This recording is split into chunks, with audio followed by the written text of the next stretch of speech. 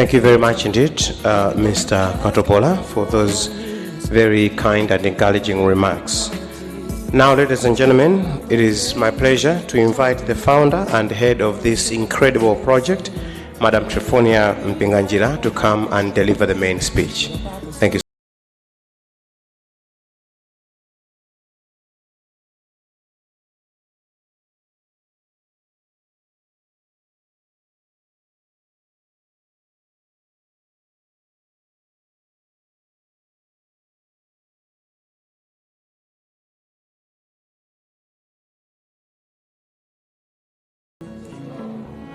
Masindi kuona ngati mukusekerera ati. Ine sinatole about 1 million chibadwireni. So, are you happy? How many people knows me, the youth, the 34, personally? No one? Pali baba ndiziwa? Oh, okay, all right. Tilegeze pomwepo. Tipeleke ulemu kai. Ulemu yamba upite kwa my lovely husband, Dr. Thomson Mpinganjira. Ulemu wachiwiri upite kwa Dr. Napoleon Zombe. Our PS of youth, Mr. Isa Katopola. And the board chair, Mr. Chiani. Our speaker, Mayami Konkoloma. Another speaker, Wapona Kita. And my partner, Credible Investment. Thank you so much for joining me. Actually, you know, I was shocked when nditauzidwa kuti ena ake akufuna kuti athandizepo. Chiyambireni project ambiri palibe anandipangapo approach kuti akufuna bwerepo. Ine ndimayembekezera kuti mwina ena nena kuti ine ndindika 500, ine ndindika 1 million kuti tidzonjezerabe anthu. But we had the incredible investment that they came forth to add 2 million, 2 people. So the 2 people that you got there, or you're going to receive the 2 million from the incredible investment, you have to count yourself lucky again because you were not in my program.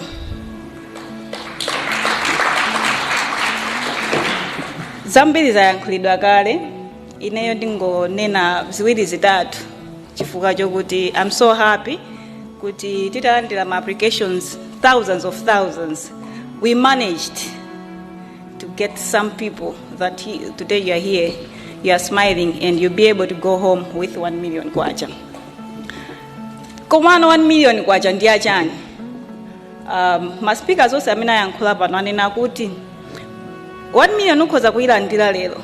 Koma if you are too excited or maplana aja mnangolemba mnatinamiza, that money mukapezeka kuti mukuyigwitsira ntchito zinthu zina zimene zisali zothandiza moyo wanu.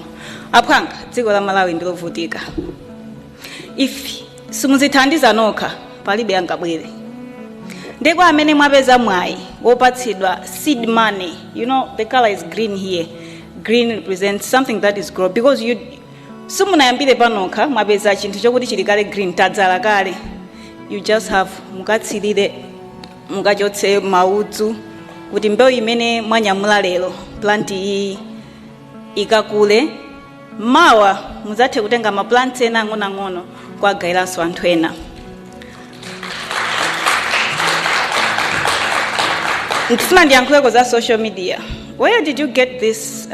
How did you know? Munadziwa bwanji kuti kuli application kati kupanga za 1 million? Sitinaike mu news, sitinalengeze pa radio. Social media.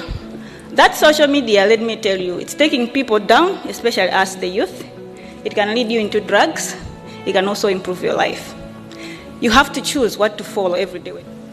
What you lead every day, zima kuthandiza muntu kuti moyo wako ukupita kuti. If you love scandal on social media, the day ends 11 o'clock usiku kupita ukagona, but you haven't gotten anything profitable to yourself, not people. You can laugh with your friends and all that.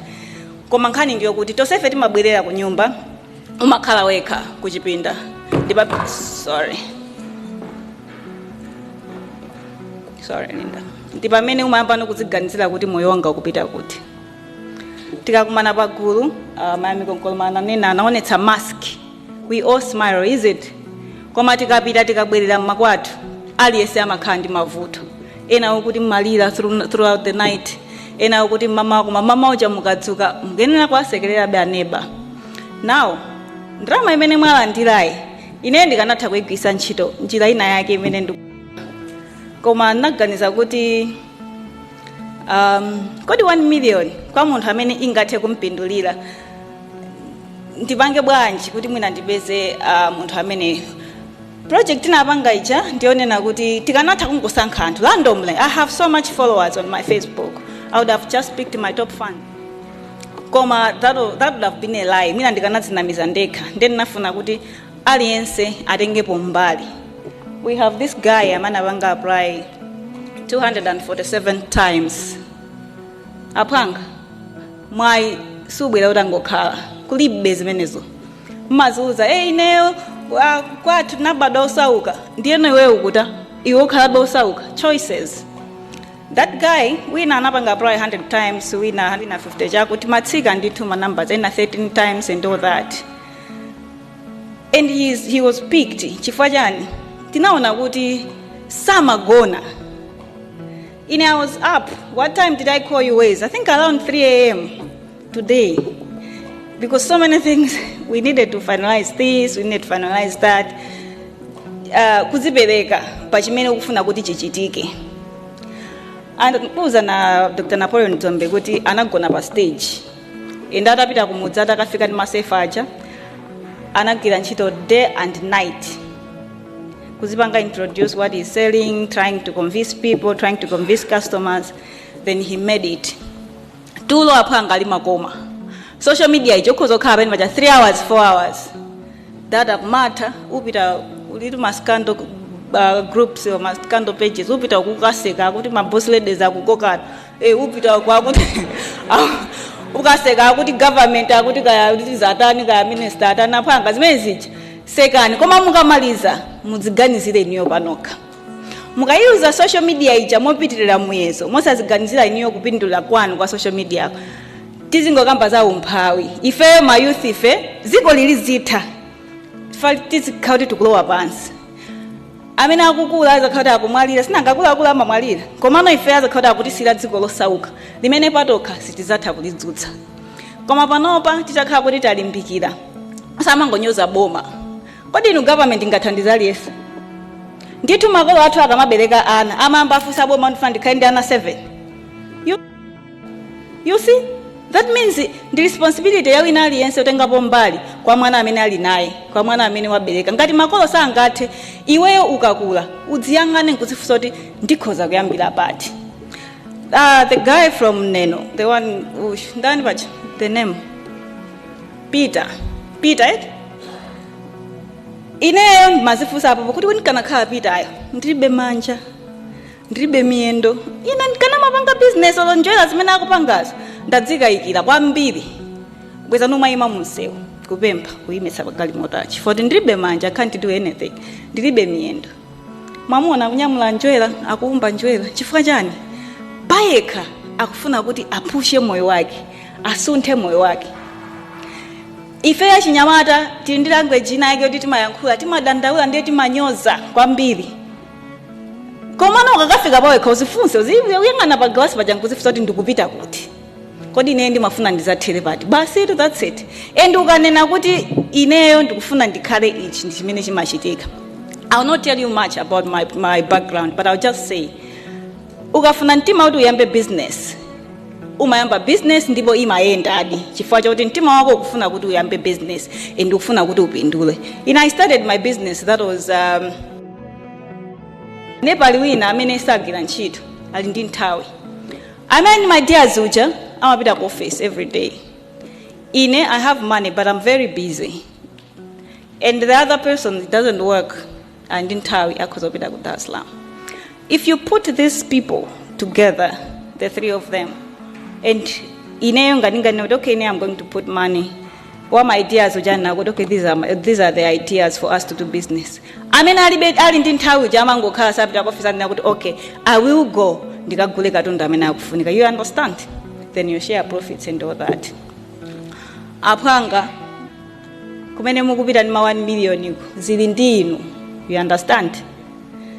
If you go out, if you want to spend it unwisely, you are going to be poor forever. Because I don't think someone is coming again tomorrow to give you another 1 million. Another thing is that your names has been publicized. Your neighbors knows, your friend knows. We know you. You have received 1 million kwacha today. So tikakumana nanu next month. Kukuyangana sabato. Ansatu wabwanji. Tifati kumana nanu. Tizita kuti pipi museu mukandi 5 years ikubwelai. Ndrama imene hii as a seed, it can help you to find good connections in business. It can help you to grow, to know some people, to reach out to so many people. Kwa amene simunambe ma business, amene munangotipatsa business ideas. Please musabange phuma ngati mene anenera Dr. Napoleon Ntombe. Go sit down again. Review your business plan. Check where you want to do this business. As he has said, business menga agire kuchitipa. You can't do it maybe in Zomba. Business menga pange kuzomba, you can't do it in Nelilonga. Mukangopita pano ni 1 million ngati ndikuti tu Agnes andidziwe anandikana chibwenzi. Tukuzani ndikuti tu Thomas itunde adziwanso amene uja. Mesa amati ine sinima chena isita ndikuatsika ndekuti kukakula kukaphoda kutani. I don't think kuti it will come back tomorrow. Nde kumene mukupitako ine I wish you all the best. Please, in 10 years to come or in 5 years to come, you should be able to give maybe 500,000 to someone to start up. The thing is to make this garden that we have introduced, the green garden that we have today, the plants that you are getting today, the seed that we are giving to you today, it should grow, it should multiply, so that tomorrow, mukateso kwa gawira antwena, kuti naonso aka seed ina ku garden kwao ndikuitsirira. Ndinu amwayi, posankhidwa, sinativuta, it was really tough. But I don't know, your names were just coming. We pick you, we pick that. So it was not easy. If you pray, then please pray hard again, because this is what the Lord has done for you. Before I leave the stage, I want to thank Ephraim Nyondo, West Shipeta, and the whole team, family, especially my husband.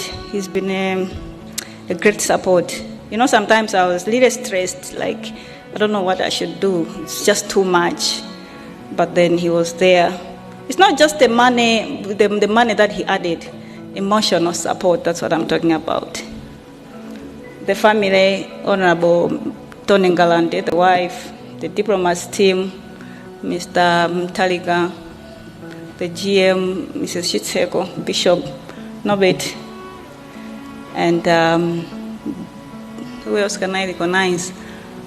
Dr. Kadewa, and everyone who was there and is here and is going to be there. One thing I want to say about the youth, when I approached Ephraim Nyondo, you know Ephraim Nyondo, the name is very familiar, is it? He was with Mamona and the big genagi down. Then he went low, is it? Then I approached him. He said, "Oh, I'm available." I said, "Oh, I have this project. I want you to help me to run here and there." When they started, some people, when they started seeing his pictures, I want to say this publicly, people approached me, media people, his friends, telling me how bad he is, how bad he has brought down the other boss that he had. I told you, is it? I told him, I said, your friends are saying this. This is how bad us Malawians we are.